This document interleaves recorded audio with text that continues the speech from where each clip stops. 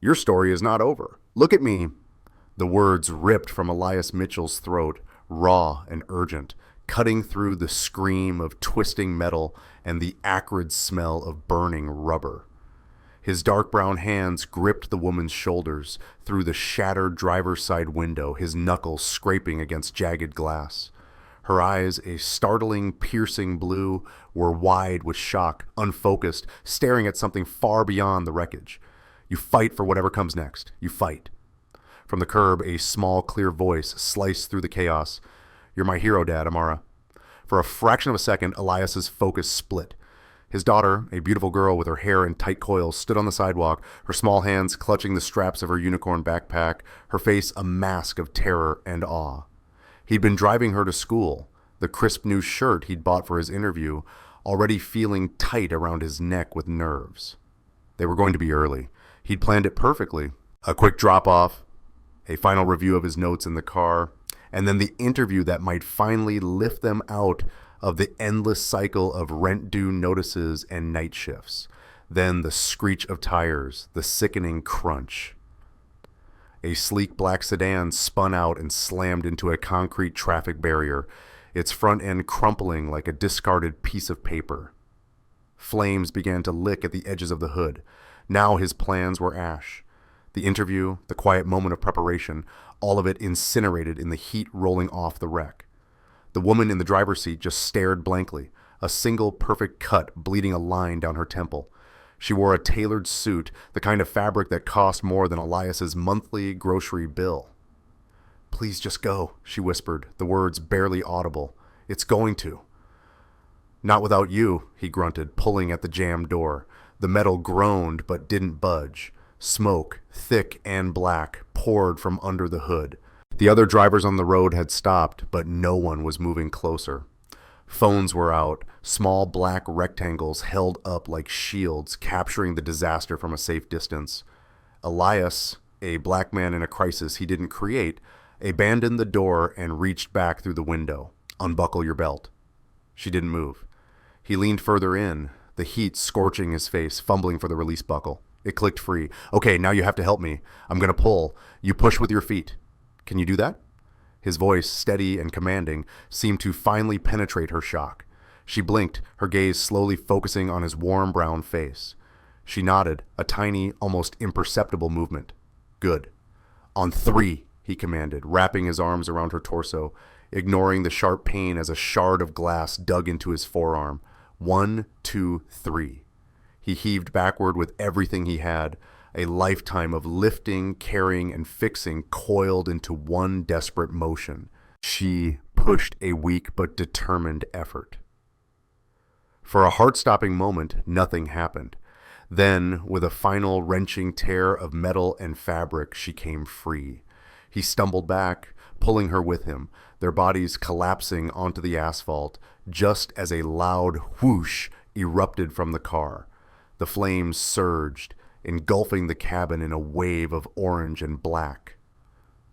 Elias scrambled away, dragging the woman with him until they were a safe distance away. He helped her sit up, her body trembling. Sirens wailed in the distance, growing closer. Are you okay? Are you hurt anywhere else? He asked, his own breath coming in ragged gasps. She just stared at the burning car, her hand coming up to touch the cut on her temple as if just realizing it was there. You saved me. Anyone would have, he said, though he knew it wasn't true. He'd seen the faces in the other cars, the passive observers.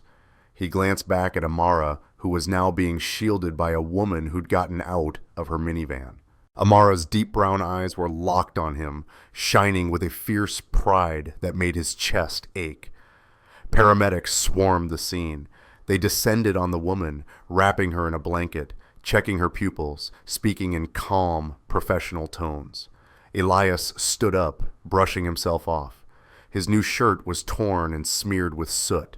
A deep gash on his arm was bleeding freely. The interview was at 9 o'clock. It was 8:47.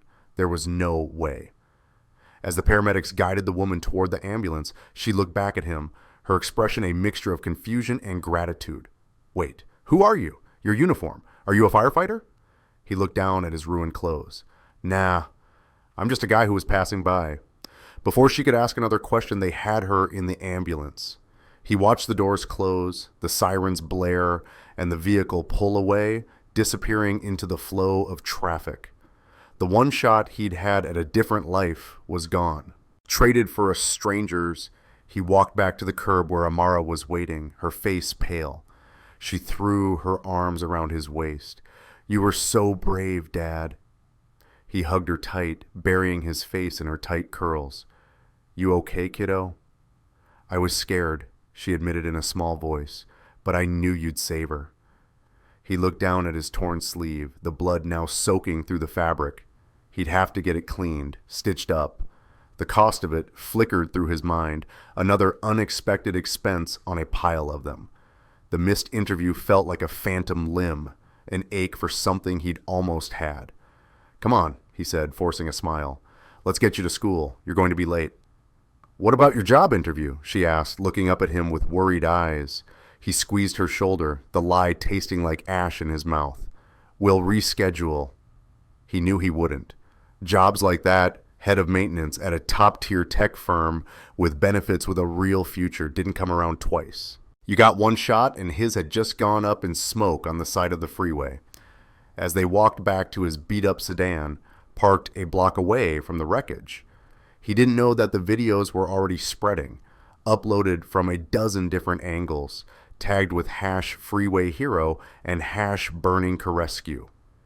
He didn't know that in a hospital room across the city, the woman with the piercing blue eyes was asking everyone who would listen if they'd found the man who pulled her from the fire. And he certainly didn't know that her name was Thea Caldwell, and the job he had just missed was at her company. All he knew was the familiar weight of disappointment and the small, warm hand of his daughter, holding on to his as if he were the strongest man in the world. 2 days later, the name Thea Caldwell meant nothing to Elias Mitchell. It was just a name printed on the letterhead of the overdue notices that seemed to breed on his kitchen counter. He worked for Caldwell Logistics, but only in the way a barnacle works for a whale, a tiny, insignificant organism clinging to the underside of a giant. He pushed a broom through its cavernous warehouses on the night shift, and a check with its logo appeared in his bank account every other Friday.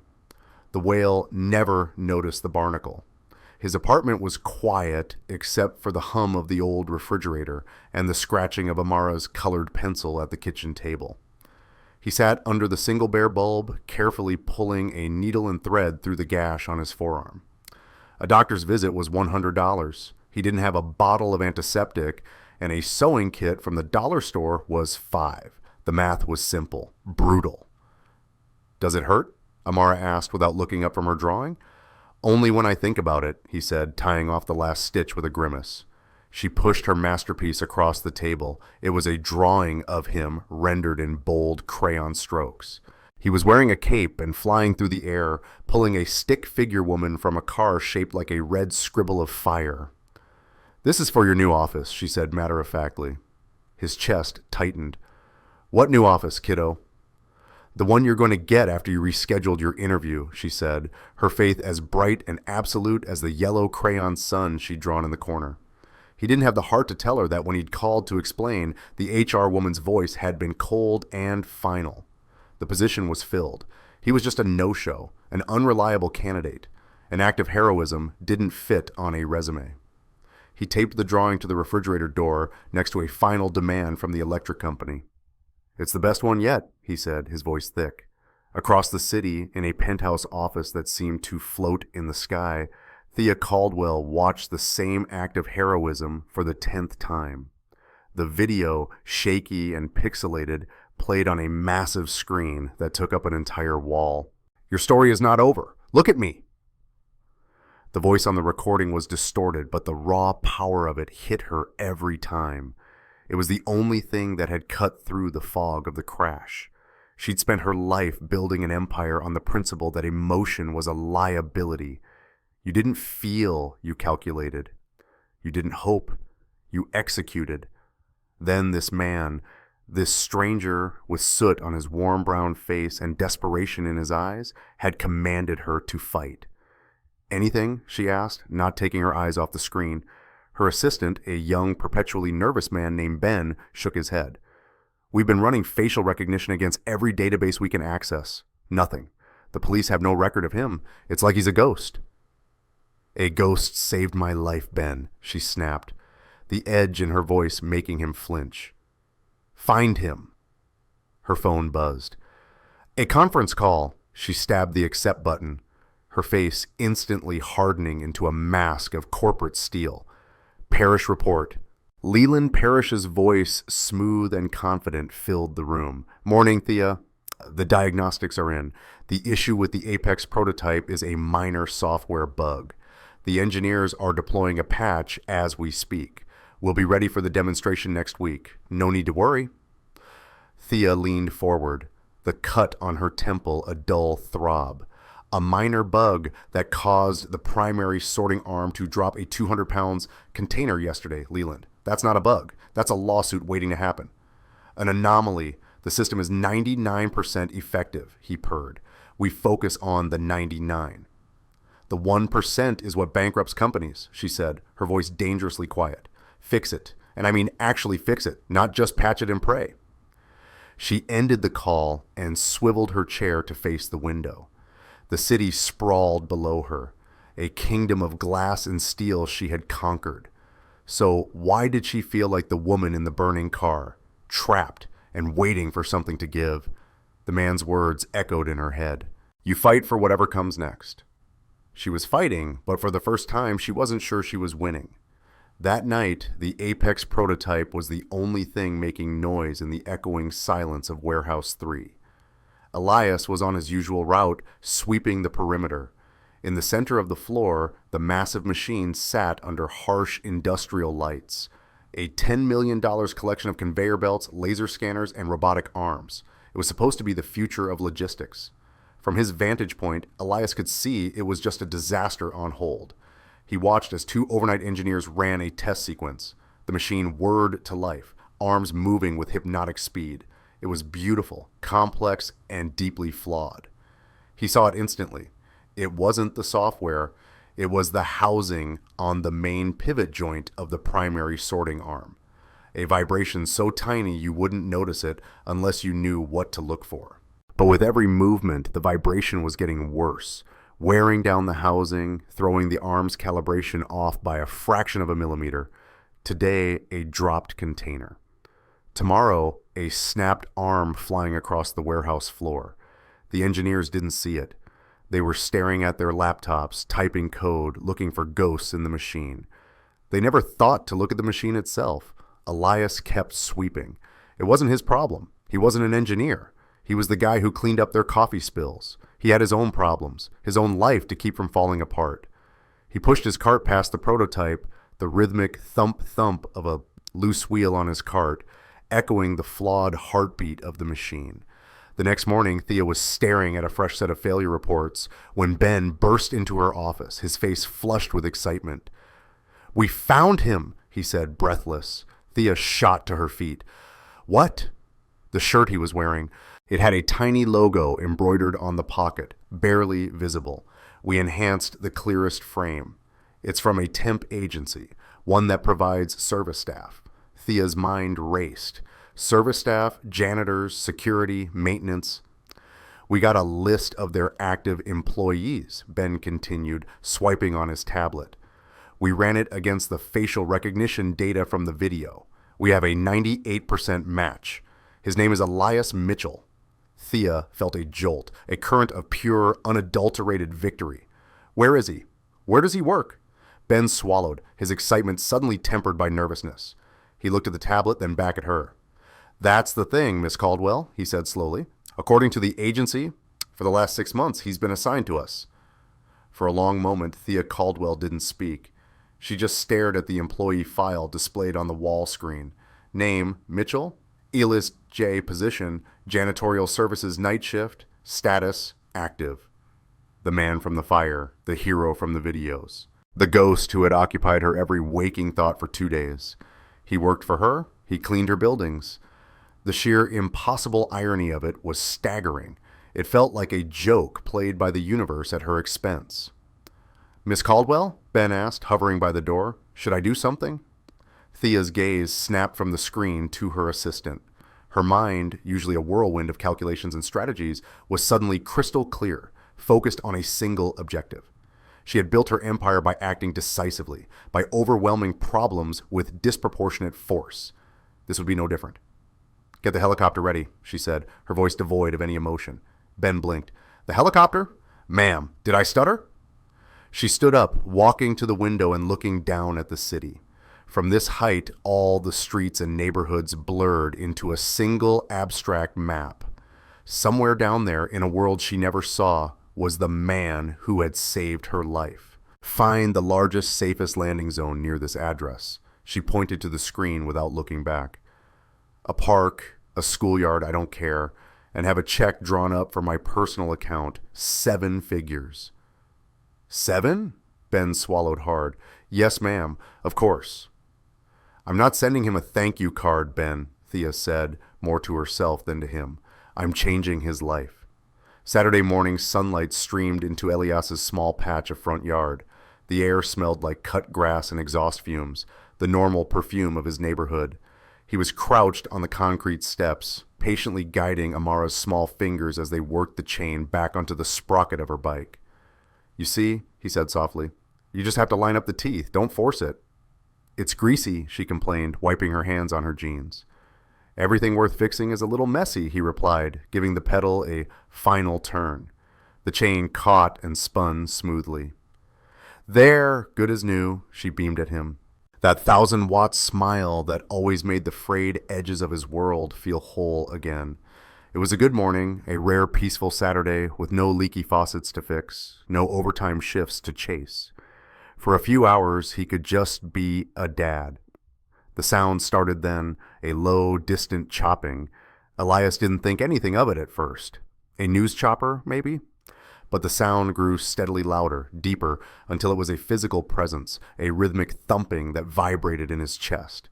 Amara looked up at the sky, her eyes wide. What's that? Down the street, kids stopped their games. People started emerging from their houses, shielding their eyes and staring at the sky. The sound was deafening now, a roaring pulse that drowned out every other noise. Then it appeared, descending from the clear blue sky like some predatory bird, a helicopter, sleek black, with the familiar sharp-angled C logo of Caldwell Logistics emblazed on its side. It wasn't heading for downtown, it was heading for them, or Dad. Amara's voice was a mix of fear and wonder. Elias pulled her close, his dark brown body instinctively shielding hers as the helicopter began its descent towards the small patchy park at the end of their block. The rotor wash hit them like a hurricane, blasting dust and leaves in every direction, whipping his tight curls across his face. He held Amara tight, his heart pounding, a rhythm that matched the beat of the blades. This didn't happen in his neighborhood.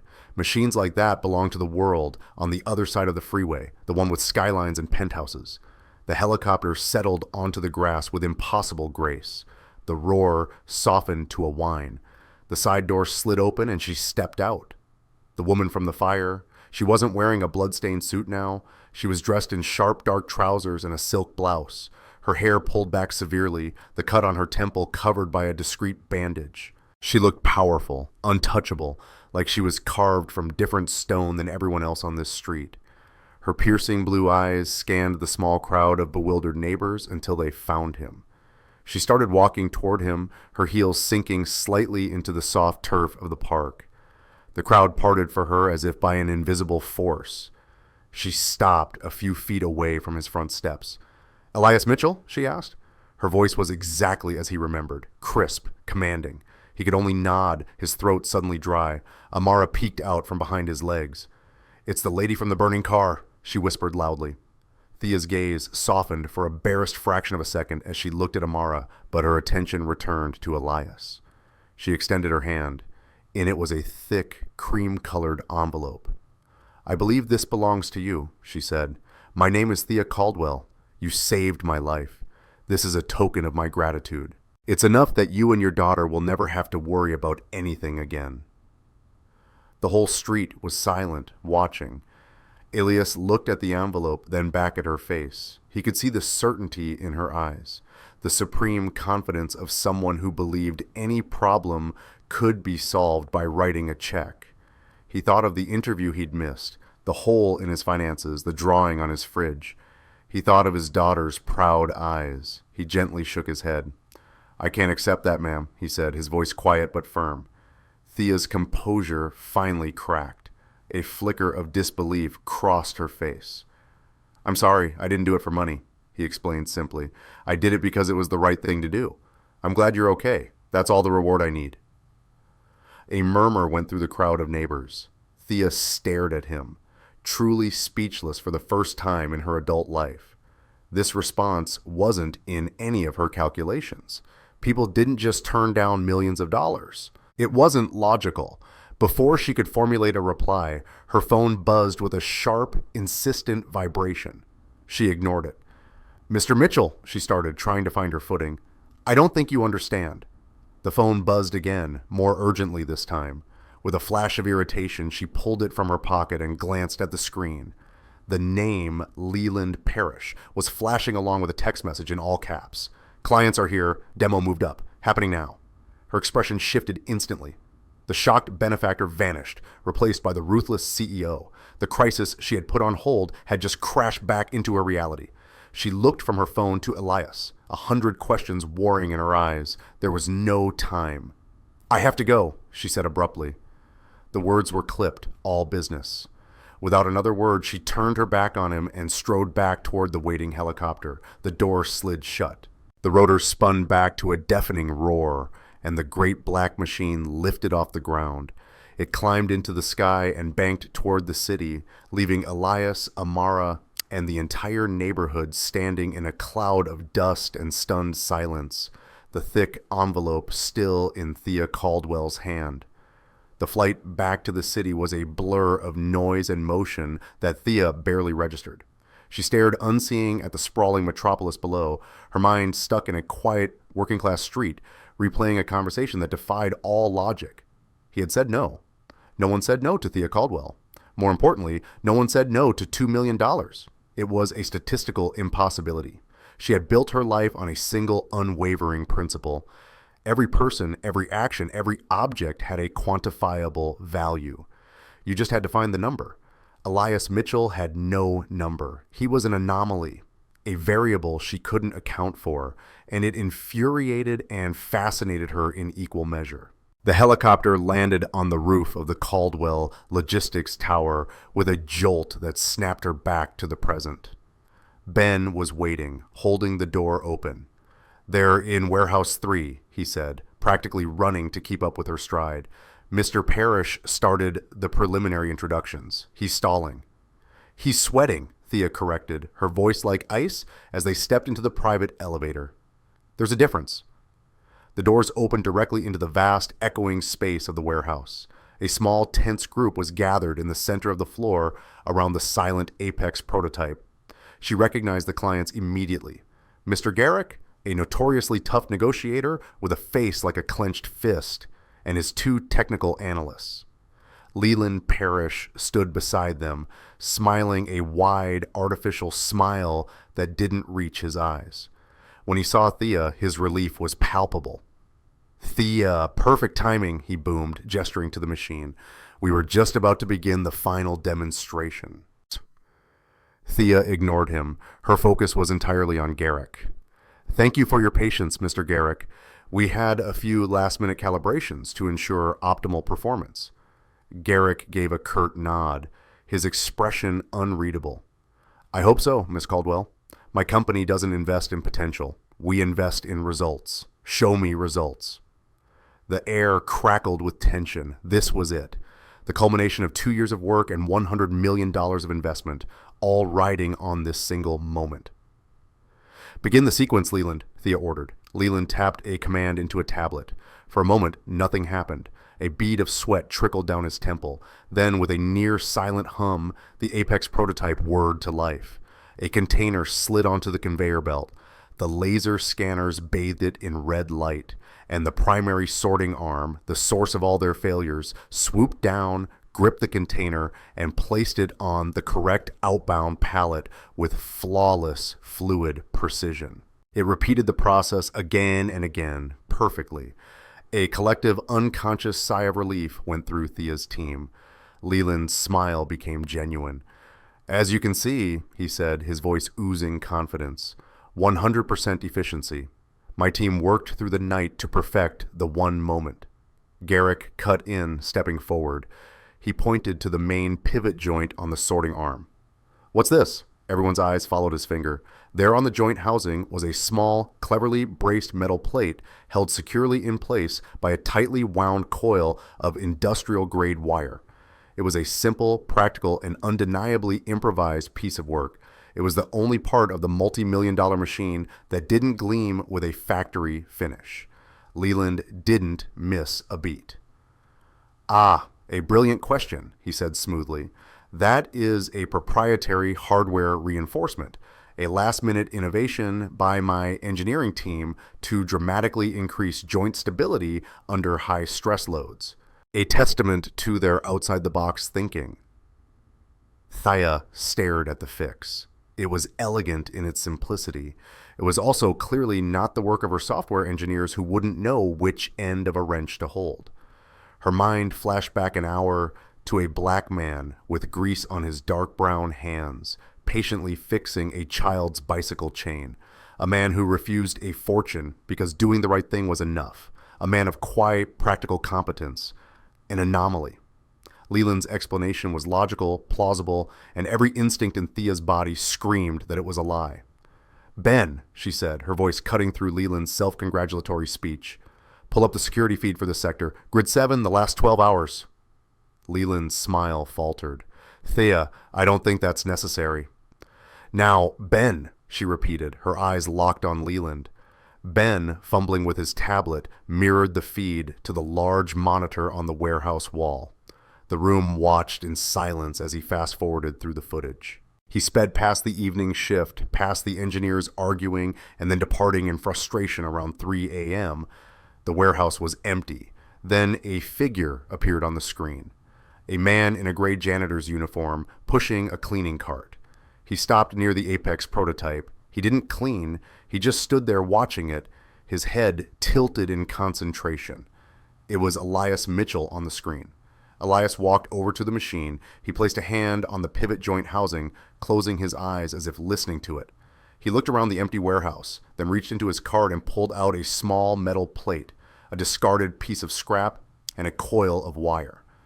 With the calm, efficient movements of a master craftsman, he fashioned the brace and secured it to the housing, tightening the wire with a distinctive interlocking knot. He tested the arm's movement by hand, gave a small, satisfied nod, and then picked up his broom and continued his rounds, disappearing off-screen. The warehouse was utterly silent. The only sound was the faint hum of the perfectly functioning machine. Mr. Garrick slowly turned his head from the screen to Leland Parrish, whose face had gone chalk white. He then looked at Thea, a newfound respect dawning in his eyes. "Miss Caldwell," Garrick said, a slow smile spreading across his face, "it seems your company's talent runs deeper than you let on. Let's talk numbers." Thea didn't even look at him. Her gaze was fixed on Leland Parrish, and the ice in her eyes was cold enough to burn. Thea didn't raise her voice. She didn't have to. The silence in the warehouse was a weapon, and she wielded it with surgical precision. Her eyes remained locked on Leland Parrish, who seemed to shrink inside his expensive suit. "Get out," she said. The two words were quiet, but they echoed in the cavernous space like a gunshot. Leland's face, which had been pale, now flushed a blotchy red. "Thea, listen, it was a high-pressure situation. I was simply articulating the value my team brings." "Your team didn't do that," Thea said, gesturing to the security footage still frozen on the monitor. The image of Elias Mitchell, janitor, calmly saving their collective future. "He did. The black man you and your Ivy League engineers overlooked. The man you would have let take the fall if this machine had failed. You didn't just lie to a client, Leland. You lied to me. You are the 1% liability I can no longer afford. Security will escort you from the building. Your access has already been revoked." She turned her back on him before he could respond. A final, brutal dismissal. Her attention shifted to Mr. Garrick, who was watching the entire exchange with a look of shrewd appraisal. "My apologies for the internal housekeeping, Mr. Garrick," Thea said. Garrick chuckled, a dry, rasping sound. "Don't apologize, Miss Caldwell. That was the most impressive part of the demonstration. Any company can build a machine. It takes a leader to build a culture of integrity. We have a deal." He extended his hand. "Send the contract over, and when you do, give my compliments to Mr. Mitchell."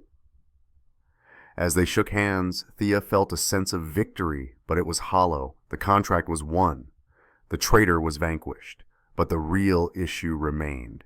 The ghost from the fire now had a name and a face, and his shadow loomed over her entire company. She turned to Ben.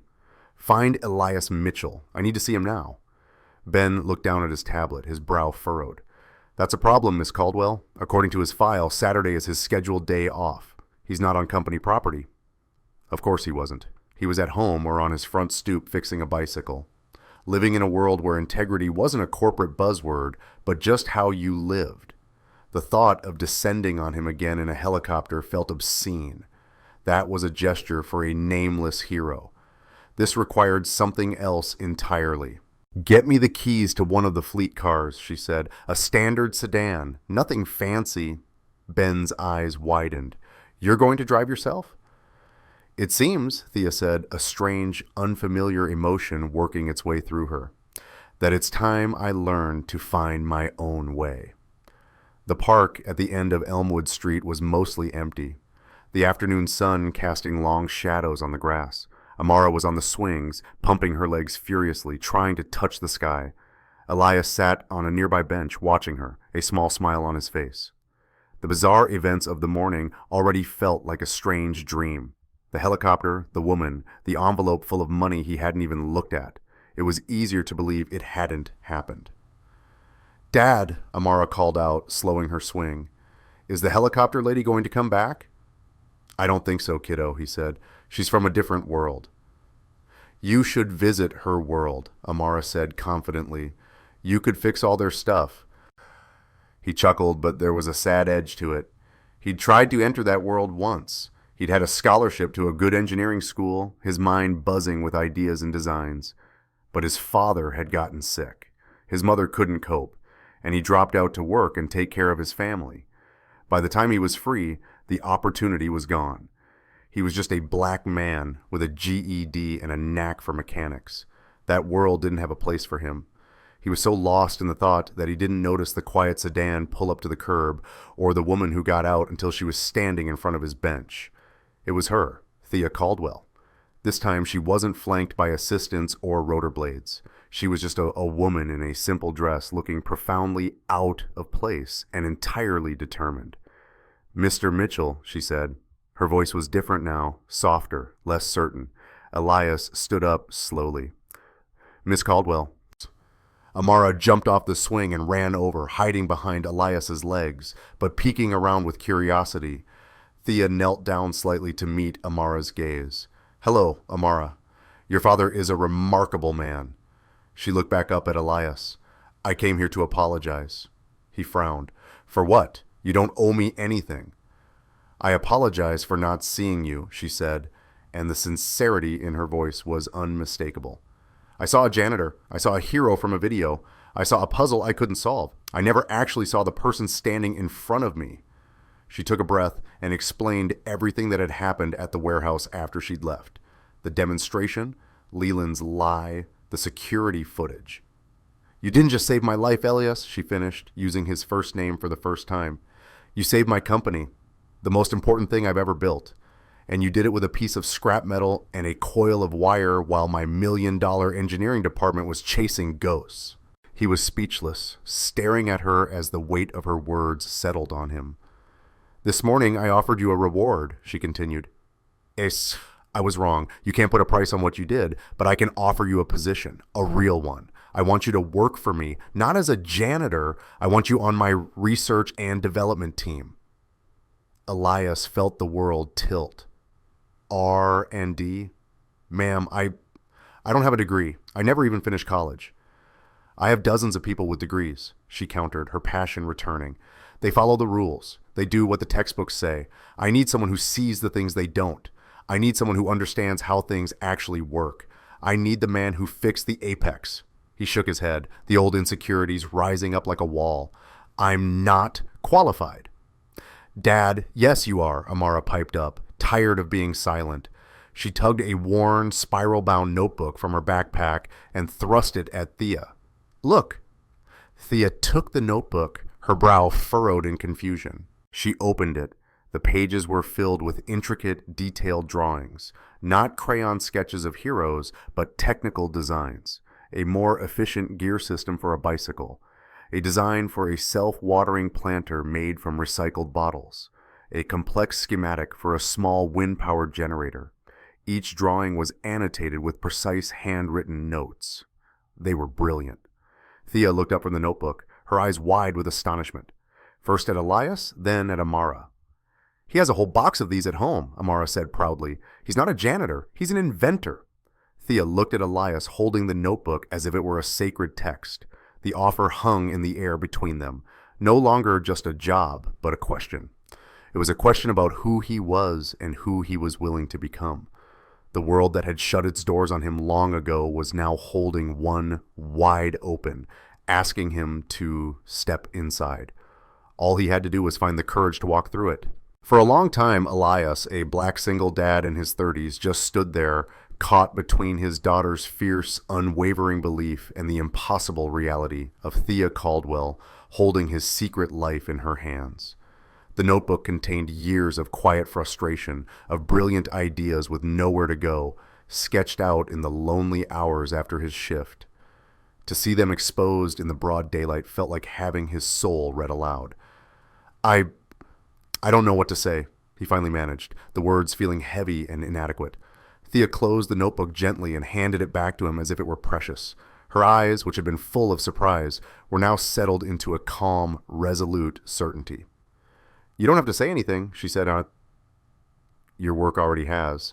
The R&D lab is on the 45th floor. Orientation is Monday at 9 a.m. My assistant will send you the details. There will be an advance in your account by the end of the day for whatever you need to get started. She understood he couldn't walk into her world in his current clothes. He looked down at his worn jeans, at his dark brown hands with their calluses and faint scars. People like me don't work on the 45th floor, Miss Caldwell. You do now, she said simply. Then she smiled, a real, unguarded smile that changed her entire face. And please call me Thea. Monday morning felt like a dream. Elias stood in front of the gleaming glass tower of Caldwell Logistics, a place he had entered through the rear service bay hundreds of times. Today he was walking through the front door. He wore a new button-down shirt that felt stiff and foreign, and carried a leather satchel instead of a mop bucket. He took the elevator up, each number that lit up feeling like another step into a thinner atmosphere. When the doors opened on the 45th floor, he stepped out into a world of controlled chaos. Whiteboards were covered in complex equations. 3D printers hummed in glass enclosures, and groups of young, bright-eyed engineers were huddled over laptops, speaking a language of code and algorithms he didn't understand. He felt like an imposter, a janitor in a cheap costume. A few of the engineers glanced up as he entered, their expressions a mixture of curiosity and faint recognition. He was the man from the security footage, the janitor. Before he could retreat, Thea emerged from a glass-walled conference room. Elias, welcome, she said, her voice warm and professional. She turned to the rest of the lab, her voice carrying easily. Everyone listen up. This is Elias Mitchell, our newest innovation specialist. A ripple of murmurs went through the room. Innovation specialist was a vague but important sounding title. Elias has a unique hands-on perspective that our team has been sorely lacking. Thea continued, her eyes briefly flicking toward the corner where the engineers who'd worked on the Apex were gathered. Hilti! He sees the machine, not just the code behind it. I expect you all to extend him every courtesy and resource. It was a masterful move, framing him not as a curiosity, but as a vital asset. She was giving him armor. She led him to an empty workstation near a large window overlooking the city. "This is yours," she said. "The official offer is on your new terminal. Read it over." But first, she guided him to the center of the lab, where a small, complicated-looking drone sat on a workbench, its casing open. "This is the Sparrow," she said, "a delivery drone for dense urban environments. It's fast, agile, but it has a problem. After about 20 minutes of flight, it overheats. The thermal sensors get scrambled and it loses navigational stability. We've tried a dozen software patches. We've redesigned the ventilation systems twice. Nothing works. My engineers think it's a processor bottleneck." She picked up a tablet showing a dizzying array of thermal imaging data and complex schematics. "Take a look. See what you see." Elias looked at the tablet and his heart sank. The numbers and graphs meant nothing to him. The engineers began to talk using terms like computational fluid dynamics and heat sink efficiency. He felt a familiar wave of inadequacy wash over him. He was a fraud. He didn't belong here. He turned his attention from the tablet to the drone itself. He walked around the workbench, his eyes tracing the physical lines of the machine. He ran a hand gently over its carbon fiber shell. He peered into the open casing at the tightly packed array of wires and circuit boards. He ignored the data and looked at the thing itself. And then he saw it. It was a small bundle of wires wrapped tightly and secured with a plastic zip tie right next to the primary motor. It was neat, efficient, exactly how the assembly manual instructed. But he could see in his mind's eye how the heat from the motor would radiate, how it would get trapped in that dense bundle of wiring, and how that trapped heat would then travel directly to the thermal sensor located just a centimeter away. "The problem isn't the processor," he said quietly, his voice cutting through the engineer's debate. Everyone turned to look at him. "The heat isn't coming from the chip," he continued, pointing. "It's coming from the motor, and this wiring harness is acting like a radiator, funneling it directly into the sensor. You're not measuring the processor's heat, you're measuring the engine's." He looked at the senior engineer. "If you reroute those wires, give them some space to breathe, the problem will disappear." The lab was silent. The senior engineer stared at the drone, then back at Elias, his mouth slightly agape. It was so simple, so obvious that they had all missed it while searching for a complex software solution. Thea's lips curved into a slow, satisfied smile. That evening, Elias walked into his apartment and dropped his new satchel by the door. He felt a type of exhaustion he hadn't felt in years. Not the physical ache of a double shift, but the deep, satisfying tiredness of a mind put to work. "How was your new office, Dad?" Amara asked from the living room floor, where she was doing her homework. He looked around his small, familiar apartment, then thought of the view from the 45th floor. "It was good," he said, the word feeling real for the first time. "It was really good." Later that night, long after Amara was asleep, he sat at the kitchen table. He pushed aside the stack of overdue bills and took out a brand new empty notebook he had bought on his way home. He opened it to the first blank page. He picked up a pencil, and under the quiet hum of the refrigerator, Elias Mitchell, the inventor, began to draw. The weeks that followed were a quiet revolution. The Sparrow drone, its wires rerouted as Elias had suggested, flew flawlessly. The overheating problem vanished. The engineering team, after a period of collective stunned silence, began to treat him differently. The initial skepticism was replaced by a grudging respect, which slowly blossomed into genuine curiosity. They learned that Elias had a name for the phenomenon he'd spotted. He called it thermal channeling. It wasn't a term from any textbook, it was his own. He started attending project meetings, initially just listening from the back of the room. But when a discussion about a new automated lift system got bogged down in arguments over hydraulic pressure versus magnetic levitation, Elias would quietly sketch something on a notepad, slide it across the table, and ask, "Have you thought about a counterweight system using the building's own gravitational energy?" He didn't just solve problems, he reframed them. Thea watched it all from a distance. She saw the way the other engineers would now pause before finalizing a design, glancing toward Elias's workstation to see if he would nod or frown. He never gloated. He never once said, "I told you so." He just shared his insights with a quiet humility that was more powerful than any boast. Their own interactions changed too. They were no longer the CEO and the janitor or the benefactor and the project. They were colleagues. He would bring his notebooks to her office and they would sit for hours, not as boss and employee, but as two inventors geeking out over a shared passion. She would talk about market scalability and patent law. He would talk about gear ratios and stress tolerances. She was teaching him her world and he was reminding her of the nuts and bolts that held it together. One afternoon, as they were wrapping up a meeting, she hesitated at the door. "My company is hosting its annual family day at the Botanical Gardens this Saturday," she said, the words sounding slightly formal, as if she were testing their weight. "It's for all employees and their children. I know it's short notice, but I was hoping you and Amara would come." Elias was surprised. He'd seen the flyers for the event. A lavish affair with catered food, pony rides, and live music. It was a day for the corporate elite to relax with their families. "Oh, I don't know," he started. "That seems more for the executive level." "You're on my executive R&D team now, Elias," she countered gently. "Besides, I've heard a certain 10-year-old is an expert on botanical illustration. I might need a consultant." Her smile was genuine, and it disarmed him completely. "Okay," he said, a slow grin spreading across his face. "We'll be there." The Botanical Gardens on Saturday were a sea of polo shirts and sundresses.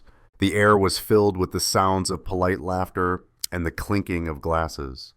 Elias felt the familiar sense of being an imposter creep back in as he saw the other families. The men in their expensive casual wear, the women with their perfectly styled hair, their children in matching outfits. He and Amara, in their simple jeans and t-shirts, felt like they had wandered into the wrong party. "Wow," Amara whispered, her eyes wide as she took in the massive, bouncy castle shaped like a dragon. "This is fancier than the state fair." Before Elias could feel too out of place, Thea appeared at their side. She had traded her power suit for a simple linen dress, and her hair was down, falling softly around her shoulders. She looked relaxed, younger. "I'm so glad you came," she said, her eyes lighting up when she saw Amara. "Amara, I have a very important mission for you. The pastry chef has created a new dessert, but he needs a professional opinion. Are you up for the task?" Amara gasped. "Professional? The highest," Thea said with a mock-serious expression.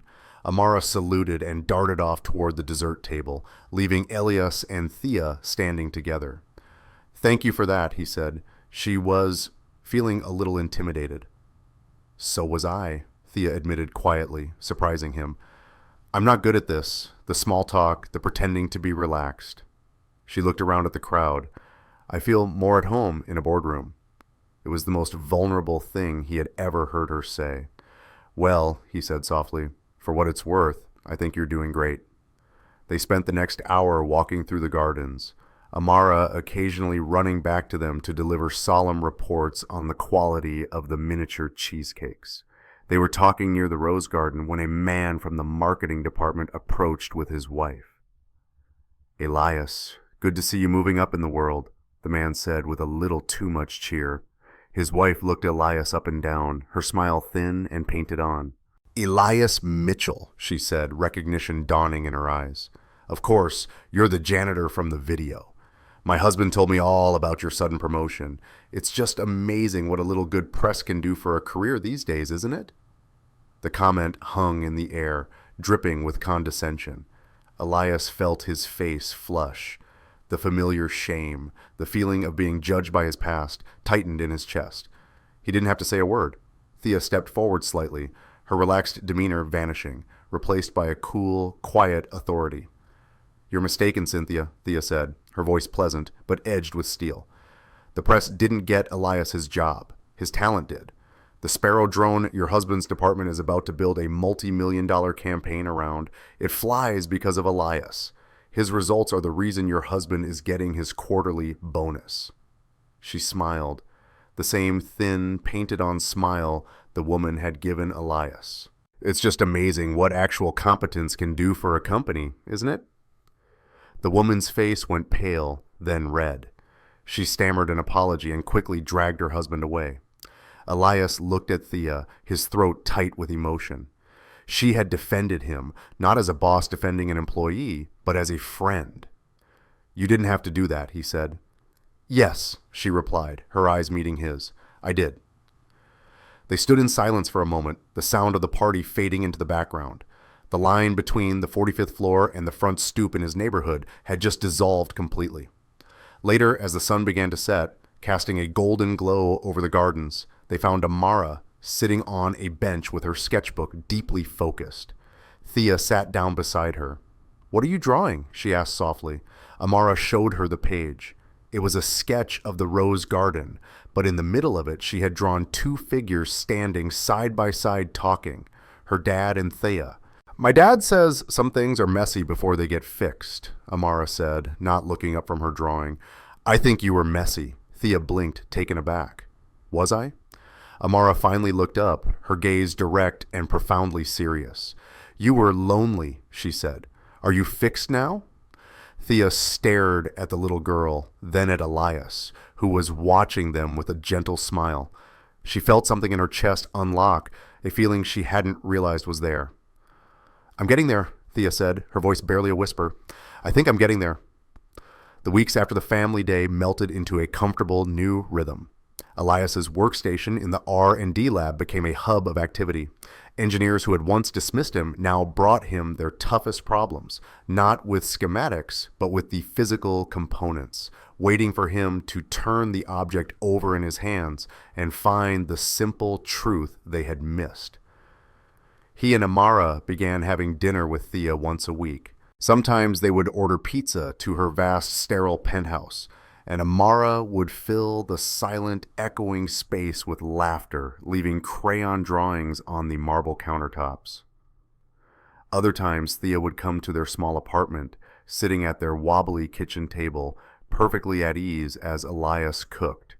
She was different now. The icy armor was gone, replaced by a warmth that seemed to surprise even her. She would listen, truly listen, as Amara chattered about school, or as Elias explained a new idea. He learned about the woman behind the CEO, the lonely childhood, the immense pressure from her father to be perfect, the deep love she'd had for her late husband, a man she described as a brilliant inventor, much like Elias himself. Their worlds hadn't just collided, they had merged. For the first time in a long time, all three of them felt like they were part of a black family.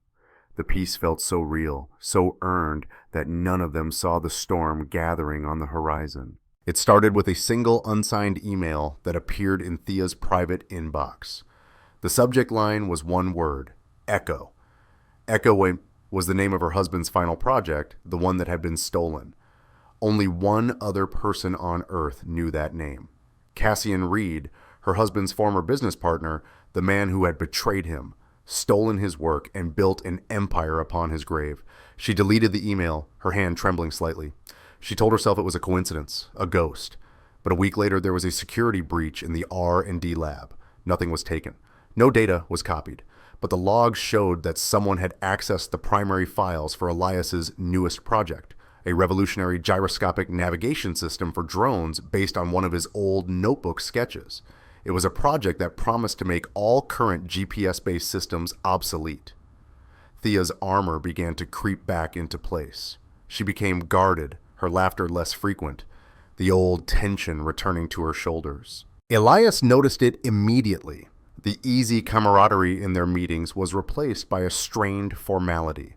She would look at him with a worry in her eyes that he didn't understand. "Is everything okay?" he asked her one afternoon after she'd shot down one of his ideas with uncharacteristic sharpness. "Everything is fine," she'd replied, her voice clipped. "Just some market pressures, nothing to concern yourself with." He knew she was lying.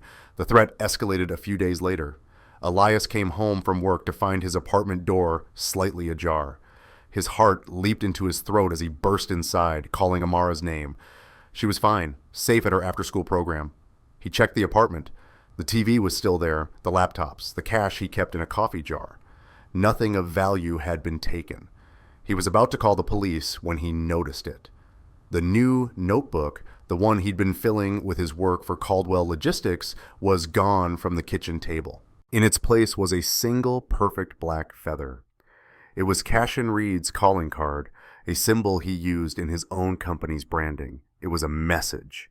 That night, Elias drove to Thea's penthouse. He bypassed the front desk and took the private elevator, his mind racing. When she opened the door, she saw the look on his face and the black feather in his hand, and her carefully constructed walls crumbled. "He knows," Elias said, his voice low and dangerous. "Who is he, Thea, and what does he want with me?" She led him inside, her face pale. She finally told him everything. About her late husband, Liam, another gentle genius, about his partner, Cassian Reed, a man with limitless ambition and no conscience. She told him how Cassian had forced Liam out of their company, stealing the patent for his Echo project, a revolutionary engine design. 6 months later, Liam was dead from what the police ruled a heart attack. And Cassian's company, built on that stolen engine, had become a global powerhouse. "I've been fighting him for years," she said, her voice choked with grief and rage. "In the courts, in the press, but he's always a step ahead. He's untouchable." She looked at the feather in Elias's hand. "Now he's heard about you. He must see your work, your talent, as a threat to the lie he's built his life on. He thinks you're the new Liam." Elias stared at her, the pieces finally clicking into place. Thea's guardedness, the security breach, the stolen notebook. It wasn't just a job anymore. He and Amara had stumbled into the middle of a war they didn't know existed. Thea's past hadn't just caught up with her, it had reached out and wrapped its hands around his future. "He's not just trying to steal your ideas, Elias," Thea whispered, tears finally tracing paths down her cheeks. "He's trying to erase you, to get to me." Elias looked from her terrified, tear-streaked face to the feather in his hand, and he thought of his daughter sleeping safely in her bed, blissfully unaware of the predator that was now circling their lives. The fear he felt was cold and sharp, but beneath it, something else was kindling, a resolve, a fire she had ignited in him on the side of a burning freeway. "You fight for whatever comes next." He closed his hand, crushing the feather in his fist. "No," he said, his voice steady and clear. "He's not going to get to either of us." The safe, quiet world Elias had built for Amara shattered that night. The black feather wasn't just a threat. It was an infection, spreading fear through the small, happy spaces of their life. For 2 days, they operated in a state of high alert. Elias would walk Amara to the school bus and watch until it turned the corner. Thea hired a discreet security detail to shadow them. Plain cars driven by men with watchful eyes. The ease between them was gone, replaced by the grim solidarity of soldiers in a trench. They were in Thea's office, the city lights glittering below like a silent, indifferent galaxy. The stolen notebook was the central topic. "He's gauging the threat," Elias said, pacing the length of the vast room. "He didn't steal it to copy the designs. He stole it to see what I was capable of, how fast I was moving." "So, he knows about the gyroscopic navigator," Thea said, her voice tight. "He knows it would make his company's entire drone fleet obsolete." "Exactly. And a man like that won't compete in the marketplace," Elias reasoned, his mind usually focused on mechanics, now working through the mechanics of a predator. "He'll burn the marketplace down. He's going to try to destroy the project before it ever sees the light of day." A plan began to form in his eyes, a flicker of the same intuition that saw the flaws in machines. "So we let him." Thea looked up, her brow furrowed. "Let him?" "We give him a target," Elias said, his voice gaining strength. "A big, public, irresistible target. We announce the official unveiling of the GN1 system. We book a major venue, send out press releases, invite the entire industry.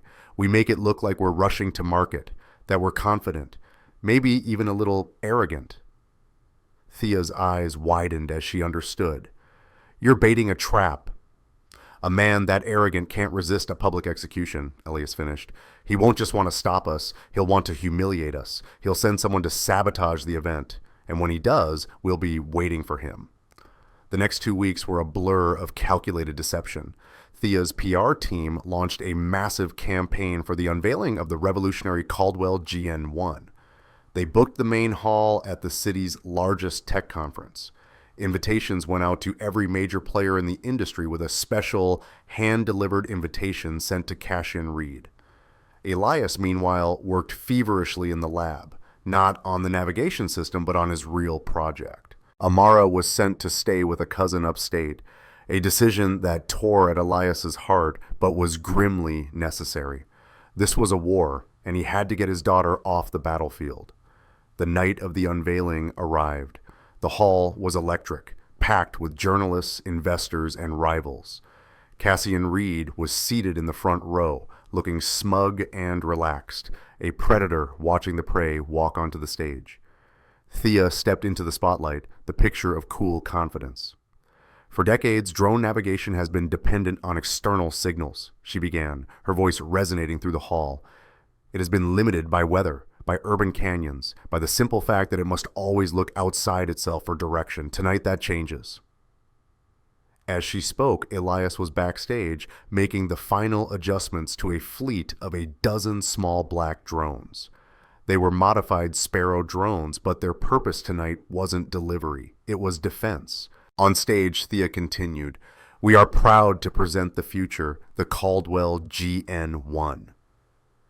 On cue, a single large drone was supposed to rise from a platform on the stage.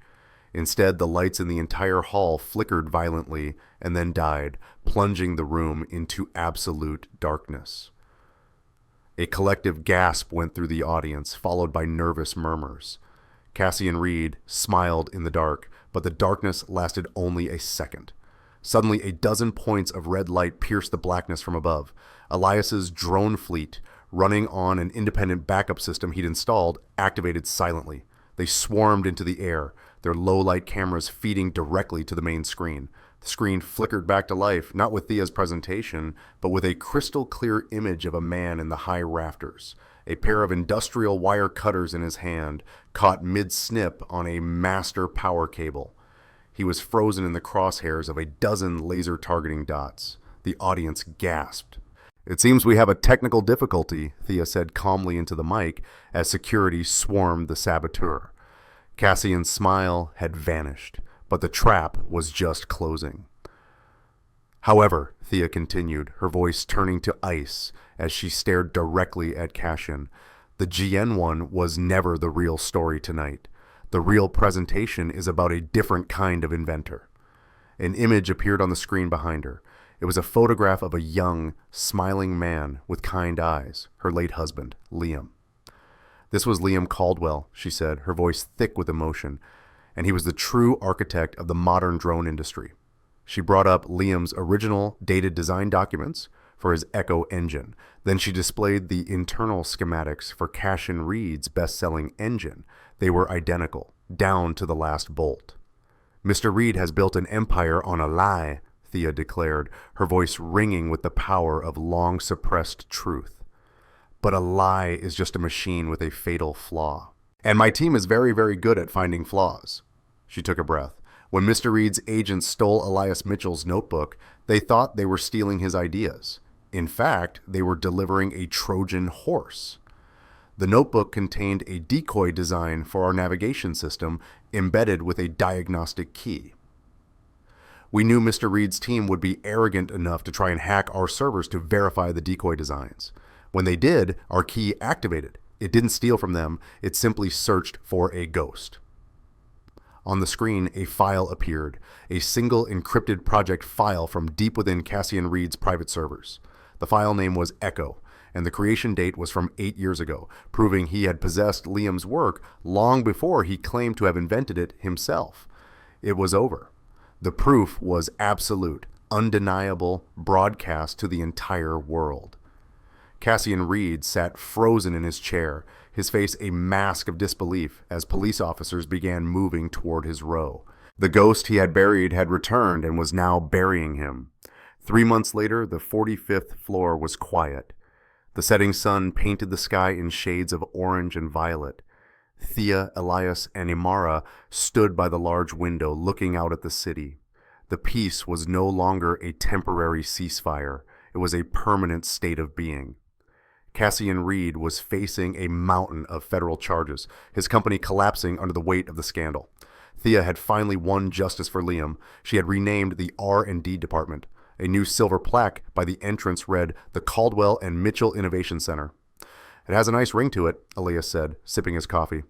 Thea smiled, a real, easy smile that reached her eyes. "It does. Liam would have liked you." Amara, sitting on the floor, held up her sketchbook. She had drawn the three of them, not as stick figures, but with surprising detail, standing together by the window. Underneath, she had written, "The Fixers." Elias knelt down and hugged her. He looked at Thea over his daughter's head, his heart full. He had lost a job interview and found a life. He had faced down a monster and found his own strength. "What are you thinking about?" Thea asked softly. Elias pulled out his own notebook, the new one, and flipped to a blank page. He sketched a few quick lines. A house with a small yard, a workshop out back, a swing set. "I'm thinking about what comes next," he said, looking at her, his eyes full of a future he was no longer afraid to invent. And together they watched the city lights blink on one by one like a galaxy of brand new stars. "Okay, let's all just take a breath after that one. It's amazing how a story can completely change the feeling in a room, isn't it? It has a weight and a life of its own. Here's a thought. If this story made you think of someone, what's one single word you would use to describe its core message to them? I'd love to see the words that show up in the comments. Every like and subscribe acts like a ripple. It starts with you and it spreads outward, carrying the feeling of this story to people we'll never even meet. You become part of that ripple.